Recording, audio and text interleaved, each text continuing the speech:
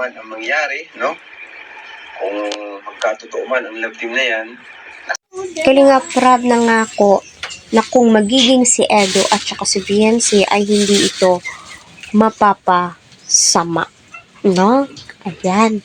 So, ramdam na din po ni Kalinga Prab, no, na may feelings na po si Eds at saka si Viancy sa isa't isa, malamang kasi siya po yung handler eh. Siya po yung good Samaritan. Imposible naman hindi mararamdaman. Lalaki po yan. At alam niya kung ano po yung mga galawan ng kanyang pinsan na itong si Eds, di ba? Eh, totoo naman po talaga. Tingnan nyo, yung singsing nilang dalawa, until now, suot-suot po nila. Nahalata nyo ba yung singsing ni Eds at saka ni Viancy? No. Pagkakaalam ko din po, nararamdaman ko, parang sila na nga. Kasi minsan nadudulas na itong si Viancy eh. May mga nasasabi na po siyang hindi po dapat natin malaman.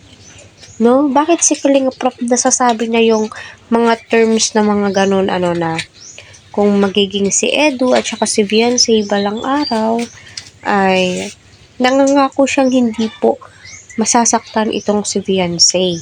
Ayan, no? Kaya patuloy po natin suportahan si Kalinga Prab, Kuya Val, Kalinga Ed, Scouter at ang buong team. Huwag po natin skip ang kanilang mga ads. Syempre, kung magiging sila man po in real life, number 1 po ako masaya.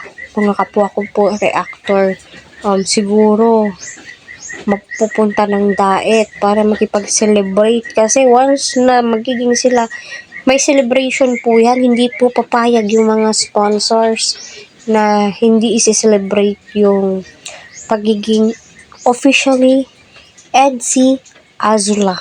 O, diba? Kahit ako, my God, sabi ko sa isip ko, soon, no? Kung ipagkakaloob po talaga ng Panginoon, why not? Diba? Kaya abangan po natin.